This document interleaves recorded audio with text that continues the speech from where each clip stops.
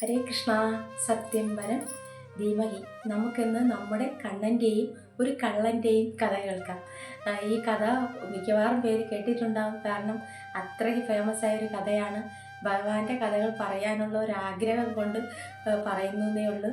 അപ്പോൾ എല്ലാവരും ഒന്ന് കേൾക്കുക. അതായത് ആന്ധ്രയിലെ ഒരു ഗ്രാമത്തിൽ നടന്ന കഥയാണ്. അവിടെ ഒരു കള്ളൻ ഒരു കല്യാണ വീട്ടിൽ മോഷണത്തിനായി കയറുകയാണ്. ഉച്ചയ്ക്കാണ് ഇയാൾ അവിടെ എത്തുന്നത്. പരിസരമൊക്കെ നിരീക്ഷിച്ചതിന് ശേഷം രാത്രിയിൽ മോഷണം നടത്താം എന്നുള്ള ഉദ്ദേശത്തിൽ ഇയാൾ ആ വീട്ടിൽ വരികയാണ്. ആ വീട്ടിൽ വരുമ്പോൾ ആ കല്യാണവുമായി ബന്ധപ്പെട്ടിട്ട് അവിടെ ഒരു സപ്താഹം നടക്കുകയാണ്. അപ്പോൾ സപ്താഹ വേദിയുടെ പുറകിൽ ഒരു വലിയ കർട്ടനുണ്ട്. ഈ കള്ളൻ ഈ കർട്ടൻ്റെ പുറകിൽ ഇങ്ങനെ മറഞ്ഞിരിക്കുകയാണ്, എല്ലാം നിരീക്ഷിക്കാമല്ലോ എന്ന് വിചാരിച്ചിട്ട്. അപ്പോൾ ആ ഭാഗവത സപ്താഹത്തിൽ ആ ആചാര്യം വിവരിക്കുന്നത് വനഭോജനത്തെക്കുറിച്ചാണ്.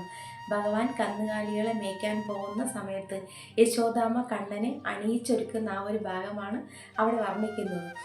പീലിത്തിരിമുടി കെട്ടി, പീതാംബരം ചുറ്റി, വലിയ വലിയ രത്നമാലകളിട്ട്, കിങ്ങിണി കെട്ടി, വൈഡൂര്യ കമ്മലിട്ട് ആചാര്യൻ ഇങ്ങനെ ഭഗവാനെ പുകഴ്ത്തി അങ്ങ് പറയുകയാണ്. അപ്പോൾ ഈ കള്ളൻ ഇതെല്ലാം പറഞ്ഞു നിന്ന് കേൾക്കുന്നുണ്ട്. അപ്പോൾ കള്ളന് പെട്ടെന്ന് ഒരു ഐഡിയ തോന്നും. ഈ കല്യാണ വീട്ടിലുള്ളതിനേക്കാൾ സ്വർണം ആ ചെക്കൻ്റെ വീട്ടിലുണ്ടാവുമല്ലോ, അവനെ പിടിച്ചാൽ കാര്യം നടക്കും, പിന്നെ എനിക്ക് ജീവിത അവസാനം വരെ സുഖമായിട്ട് ജീവിക്കാം എന്നിങ്ങനെ വിചാരിച്ചിട്ട് ആചാര്യൻ പോകുന്ന വഴിയിലൊരു വൃക്ഷമുണ്ടായിരുന്നു. അതിൻ്റെ മേലെ കയറി ഈ കള്ളൻ ഇങ്ങനെ പതുങ്ങിയിരിക്കുകയായിരുന്നു. വൈകിട്ട് സപ്താഹം കഴിഞ്ഞ് ആചാര്യൻ പോകുമ്പോൾ ഈ കള്ളൻ ഈ ആചാര്യൻ്റെ പുറത്തേക്ക് ചാടി അങ്ങ് വീഴുകയാണ്. ആചാര്യൻ നിലത്ത് വീഴുമ്പോൾ അദ്ദേഹത്തിൻ്റെ കഴുത്തിലിങ്ങനെ കുത്തിപ്പിടിച്ചിട്ട് ചോദിക്കുകയാണ്, എവിടെയാണ് ആ ചെക്കൻ? അപ്പോൾ ഇവൻ ഇങ്ങനെ പുറത്ത് വീഴുമ്പോൾ ആചാര്യൻ മനസ്സിലാവും കള്ളനാന്ന് മനസ്സിലാവും. അപ്പോൾ അദ്ദേഹം പറയും, അയ്യോ എൻ്റെ കയ്യിൽ ഒന്നുമില്ല, എനിക്ക് ഈ ദക്ഷിണ കിട്ടിയ ഈ ചെറിയ കാശ് മാത്രമേ എൻ്റെ കയ്യിലുള്ളൂ, എന്നെ ഉപദ്രവിക്കല്ലേ എന്ന് ആചാര്യൻ പറയുകയാണ്. അപ്പോൾ ഇവൻ പറയുന്നു, എനിക്ക് നിങ്ങളുടെ ദക്ഷിണയൊന്നും വേണ്ട, നിങ്ങൾ പറഞ്ഞ ആ ചെക്കൻ എവിടെയുണ്ടെന്ന് പറഞ്ഞാൽ മാത്രം മതി. അപ്പോൾ ആചാര്യൻ ചോദിക്കും, ഏത് ചെക്കനാന്ന് പറയും. നിങ്ങൾ അവിടെ ഇരുന്ന് പറഞ്ഞില്ലേ, പീലിത്തിരിമുടി കെട്ടി, പീതാംബരം ചുറ്റി, വലിയ രത്നമാലകളെ ഇട്ട്, എടൂര്യ കമ്മലിട്ട് ആ ഒരു ചെറുക്കനെക്കുറിച്ച് നിങ്ങൾ പറഞ്ഞില്ലേ, അവനെക്കുറിച്ചാണ് എനിക്കറിയേണ്ടത്. അപ്പോൾ ആചാര്യന് മനസ്സിലാവും ഇവൻ ഭഗവാനെക്കുറിച്ചാണ് ചോദിക്കുന്നതെന്ന്. അപ്പോൾ ആചാര്യൻ പറയും, അയ്യോ അതങ്ങ് വളരെ ദൂരെ വൃന്ദാവനം എന്ന് പറയുന്നൊരു സ്ഥലത്താണ് അവൻ്റെ താമസം എന്ന് പറയുന്നു.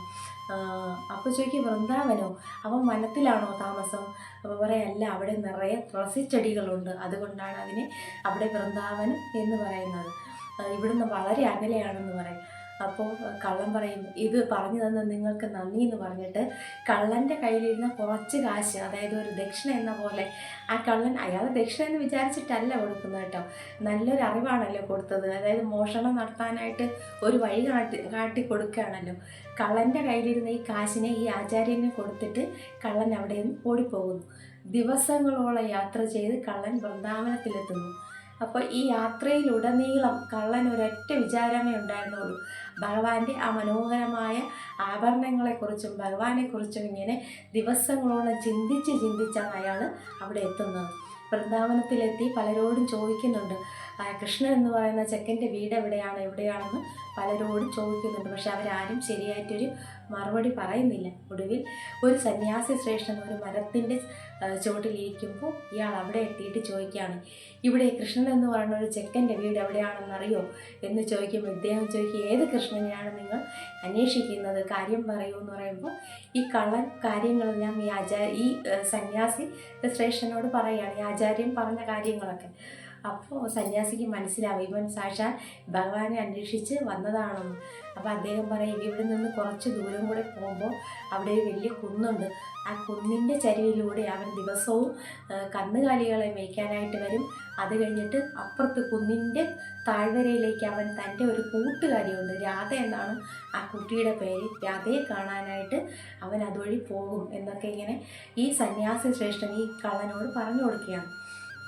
എന്നാൽ ശരി, ആ കുന്നിൻ്റെ മേളിൽ പോയിരുന്ന് കണ്ടുപിടിച്ചിട്ട് തന്നെ കാര്യമൊന്നും വിചാരിച്ചിട്ട് നേരെ അവിടെ ആ കുന്നിൻ്റെ മേളിലെത്തുന്നു. അവിടെ ഒരു വൃക്ഷത്തിൻ്റെ മേളിൽ പതിവ് പോലെ കയറിയിരിക്കുകയാണ്.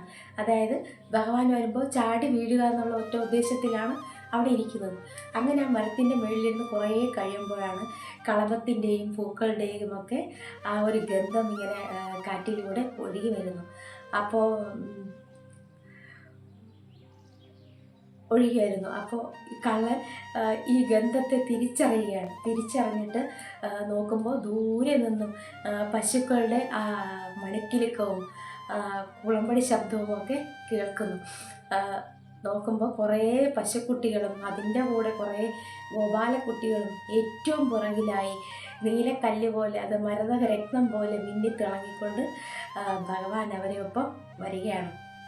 ഉടനെ തന്നെ ഈ ഭഗവാനെ ദൂരെ നിന്ന് കാണുമ്പോൾ തന്നെ കള്ളന് വല്ലാത്തൊരാനന്ദം ഉണ്ടാവുകയാണ് മനസ്സിൽ. എങ്കിലും ഭഗവാനെ കാത്ത് ഇവൻ അവിടെ ഇരിക്കും.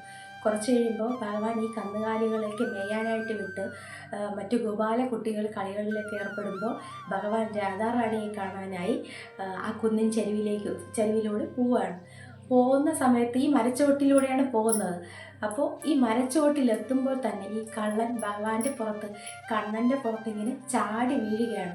ചാടി വീണ് ഭഗവാന്റെ ശരീരത്തിൽ തൊടുന്ന സമയത്ത് തന്നെ ഇയാളുടെ എത്രയോ ജന്മത്തിൽ എല്ലാ മഹാപാപവും തീർന്ന് അയാൾ ശുദ്ധനാകുന്നു. ഒരു യോഗിയെപ്പോലെ അയാൾ ഒരു മനുഷ്യനായി മാറുകയാണ്. ഉടനെ തന്നെ ഭഗവാൻ ചാടി എണീച്ചിട്ട് പറയുകയാണ്, നീ എൻ്റെ ആഭരണങ്ങളെല്ലാം മോഷ്ടിക്കാനല്ലേ വന്നത്, ഇതെല്ലാം നീ കൊണ്ടുപോയിക്കോളൂ എന്ന് പറഞ്ഞിട്ട് ഭഗവാൻ പറയുകയാണ്. ആഭരണങ്ങളൊക്കെ ഇങ്ങനെ കാട്ടിക്കൊടുക്കുകയാണ്. അപ്പോൾ കള്ളൻ പറയും, എനിക്ക് ഈ ആഭരണങ്ങളൊന്നും വേണ്ട എന്ന് കള്ളൻ കണ്ണുകളോടുകൂടി ഭഗവാനോട് പറയുകയാണ്. പിന്നെ എന്തിനാണ് നീ എന്നെ ഇവിടെ കാത്തു നിന്നത് എന്ന് പറയും. എനിക്ക് വേറെ ഒന്നും വേണ്ട, എനിക്ക് ദിവസവും ഭഗവാനെ നിന്നെ കാണാൻ കഴിഞ്ഞാൽ മതി എന്ന് പറയുകയാണ്. അപ്പോൾ എന്നാൽ ശരി, നീ ഇവിടെ കാത്തിരിക്കൂ, ഞാൻ ഇപ്പോൾ വരാം എന്ന് പറഞ്ഞിട്ട് ഭഗവാൻ ആ കുന്നിൻ ചെരുവിലേക്ക് തന്നെ പോയി. കുറേ കഴിഞ്ഞപ്പോൾ കുറേ മധുര പലഹാരങ്ങളുമായിട്ട് തിരിച്ചു വരുന്നു. എന്നിട്ട് പറയും, ഇതെൻ്റെ കൂട്ടുകാരി രാധാറാണി എനിക്ക് കഴിക്കാൻ തന്നതാണ്, നീയും ഒന്നും കഴിച്ചില്ലല്ലോ. ഈ കള്ളന് വിശപ്പും ദാഹം ഒന്നും ഇല്ലായിരുന്നു. അങ്ങനെ ഭഗവാനെ കാത്തിരിക്കുകയായിരുന്നു അവിടെ. നീ ഈ പലഹാരങ്ങൾ നീയും കഴിച്ചോളൂ എന്ന് പറഞ്ഞിട്ട് കുറച്ച് മധുര പലഹാരങ്ങൾ ഈ കള്ളന് കൊടുക്കുകയും അദ്ദേഹം അത് കഴിക്കുകയും ചെയ്യുന്നു.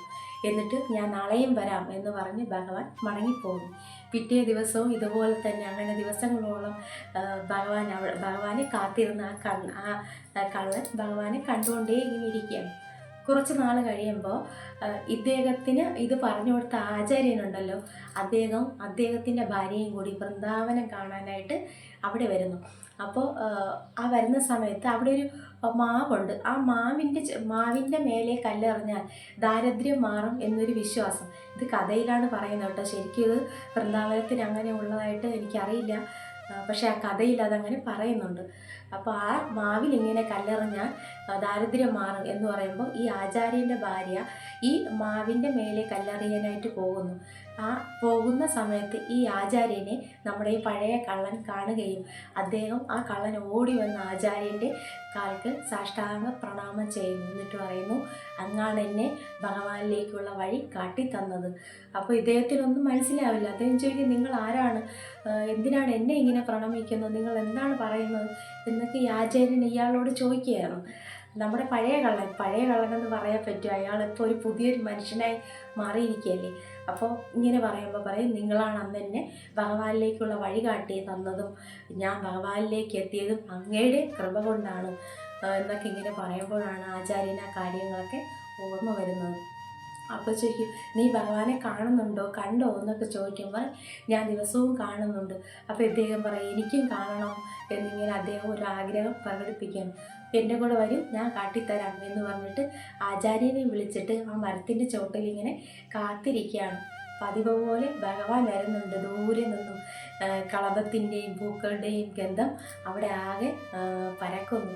പക്ഷേ അപ്പോൾ ഈ കള്ളൻ ആചാര്യനോട് പറയുന്നു, അങ്ങ് അറിയുന്നില്ലേ ആ പൂക്കളുടെ ഗന്ധവും ആ കളഭത്തിൻ്റെ ഗന്ധവും അങ്ങ് അറിയുന്നില്ലേ?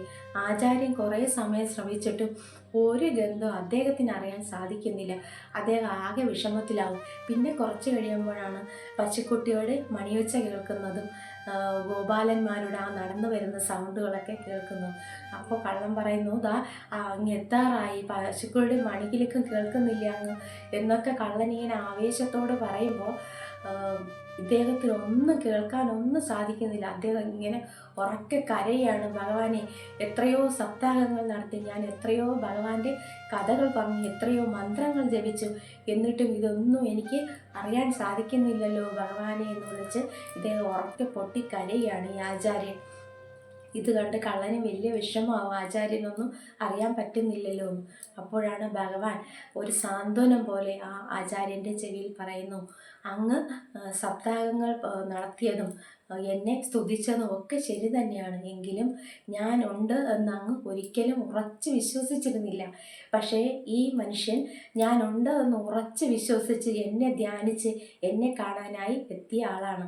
അതുകൊണ്ടാണ് ആ മനുഷ്യൻ അയാൾക്ക് ഞാൻ ദർശനം കൊടുത്തത് എന്ന് ഭഗവാൻ പറയുകയാണ്. അപ്പോൾ തന്നെ ആചാര്യന് തൻ്റെ ആ തെറ്റ് മനസ്സിലാകുകയാണ്. ആചാര്യൻ എന്താ സാധാരണ നമ്മളെപ്പോലെയൊക്കെ ഉള്ള ഒരു മനുഷ്യനായിരുന്നിരിക്കണം അല്ലേ? ഭഗവാനുണ്ട് എന്ന് അത്രയ്ക്കുള്ള ഒരു ഉറപ്പൊന്നും ഇത്രയും കാലമായിട്ട് നമ്മുടെ ഒന്നും മനസ്സിലെത്തിയിട്ടില്ല എന്നാണ് എനിക്ക് തോന്നുന്നത്. അപ്പോൾ ഇങ്ങനെ പറയുന്നു. എന്നിട്ട് ഭഗവാൻ പറയുന്നു, ഇപ്പോൾ വൃന്ദാവനം കണ്ട് താങ്കളുടെ കുടുംബത്തോടൊപ്പം താങ്കൾ മടങ്ങിക്കോളും. ഒരിക്കൽ ഞാൻ ഉറപ്പായി അങ്ങയ്ക്ക് ദർശനം തരുന്നതാണ് എന്ന് ഭഗവാൻ ഈ ആചാര്യൻ്റെ ചെവിയിൽ പറയുന്നു. ഇതാണ് കണ്ണനും കള്ളനും എന്നുള്ള ആ കഥ. അപ്പോൾ എങ്ങനെയുണ്ട് കഥ? എല്ലാവർക്കും അറിയാവുന്ന ഒരു കഥയാണ് കേട്ടോ. എങ്കിലും പറയാനുള്ളൊരു കൊതി കൊണ്ട് ഞാൻ പറഞ്ഞു എന്നേ ഉള്ളൂ. എല്ലാവർക്കും ഭഗവാന്റെ പൊന്നു ഗുരുവായൂരപ്പൻ്റെ അനുഗ്രഹം ഉണ്ടാകട്ടെ എന്ന് പ്രാർത്ഥിക്കുന്നു. ഹരേ കൃഷ്ണ. സത്യം വരം ധീമഹി.